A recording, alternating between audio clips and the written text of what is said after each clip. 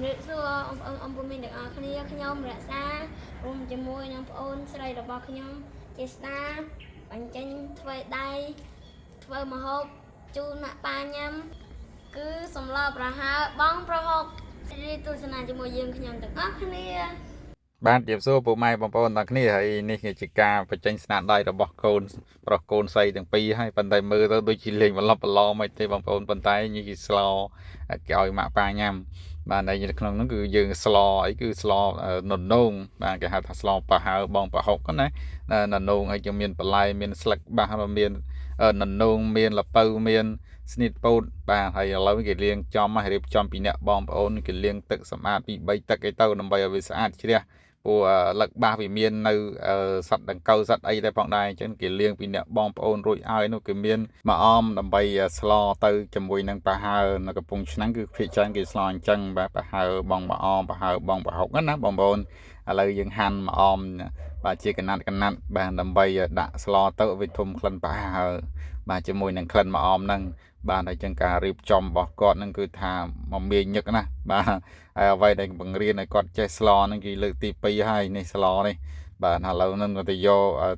តែឆ្អើមិនចំតែឆ្អើចំសាច់ជ្រូកអត់ទេឥឡូវនេះគឺចំតែឆ្អើវិញហើយយកមកហ្នឹងគឺដែលយើងប្រហើរហ្នឹងគឺប្រើតែឆ្អើបងប្អូនបាទអត់មានប្រើតែស្រស់ទេតែឆ្អើបេះដាក់តែម្ដងដើម្បីឲ្យទាន់សភាពការហ្នឹងស្លរួចក៏យើងដាក់ទឹកដាក់អីណាធ្វើរួចហមហូនណាបងប្អូនដាក់ទឹករួចទៅបេះភ្នែងកាត់ស្លឹកគ្រៃបាទស្លឹកគ្រៃហ្នឹងគឺมันកាត់ទាំងគល់ទាំងអីទេបេះយកស្លឹកមកហើយយើងមូលស្លឹកច្បាច់ស្លឹកឲ្យវារៀងបែកតិចទៅយើងយកមកដាក់ក្នុងឆ្នាំងវិញបាទអញ្ចឹងមកការកាត់ស្លឹកគ្រៃវារៀងយូរបន្តិចបងប្អូនដោយសារអីវារៀងមុតដៃលមាស់ដៃហ្នឹងណាហ្នឹងហើយអញ្ចឹងកាត់តែ2 3ស្លឹកមកហ្នឹងដើម្បីឲ្យយកមកស្លហ្នឹងឲ្យវាទាន់សភាពការបាទហើយម៉ាក់ប៉ាកវល់ការងារអស់ហើយអញ្ចឹងបង្រៀនកូនឲ្យចេះធ្វើម្ហូបធ្វើអីម្ដងញ៉ាំដើម្បីបញ្ចេញស្នាដៃរីឯកូនស្រីនោះដើរតាមជាប់រហូតចង់រៀនស្លងគេដែរប៉ុន្តែនៅទូចពេកឥឡូវនេះគេចាប់ផ្ដើមបងស្លឹកគ្រៃចូលក្នុងឆ្នាំងហើយបាទដាក់ស្លឹកគ្រៃដាក់អីអស់ហើយរងចាំទឹករៀងក្តៅបន្តិចក៏គេចាប់ផ្ដើមជ្រុំប្រហុកបាទហើយអ្នកស្លនេះមិនសូវចូលចិត្តប្រហុកប្រហែលទេឥឡូវគេជ្រុំប្រហុកអីមើលទៅវាប្រហុកវារៀងអស់សាច់អស់ហើយគេដាក់ប្រហុកគេដាក់គ្រឿងមានគ្រឿងក្រូចទេសvàគេនោះក៏មានទាំងប៊ីចេងមានទាំងស្ករមានទាំងអំបិលបាទគេរៀបចំដាក់ស្លហើយគេដាក់ម្ដងមួយស្លាបព្រាម្ដងស្លាបព្រាគ្រឿងទេសហ្នឹងឥឡូវនេះគេយកបាទត្រីដែលប៉លេះរួចគេដាក់ទៅហើយ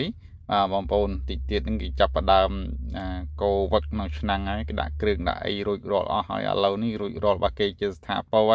ហើយចាំមើលរសជាតិគេយ៉ាងណាដែរភ្លុកនៅតំណងប្រហែលឆ្ងាញ់ហើយស្នាដៃរបស់គេនេះគេធ្វើជូនម៉ាក់ប៉ាគេញ៉ាំណាបាទហើយចាំមើលសិនតើរូបវីដេអូចុងក្រោយទៅយ៉ាងណាទៅវិញតែការញ៉ាំនេះណាឥឡូវគេចាប់ផ្ដើមភ្លុករបស់គេតែម្ដងនេះជាវីដេអូណាបាទបងប្អូនមើលទៅភ្លុកតែទីបញ្ចប់បងប្អូនមានណានេះបាយទឹកស៊ីអ៊ីវមួយសាច់មាន់ស្លហ្នឹងគឺមានតែម៉ាក់ប៉ាហ្នឹងឯងដល់ពេលសួរទៅគឺស្លឲ្យម៉ាក់ប៉ាញ៉ាំហ្នឹងឯងមានអូនអ្នកញ៉ាំណាបាយអរគុណច្រើន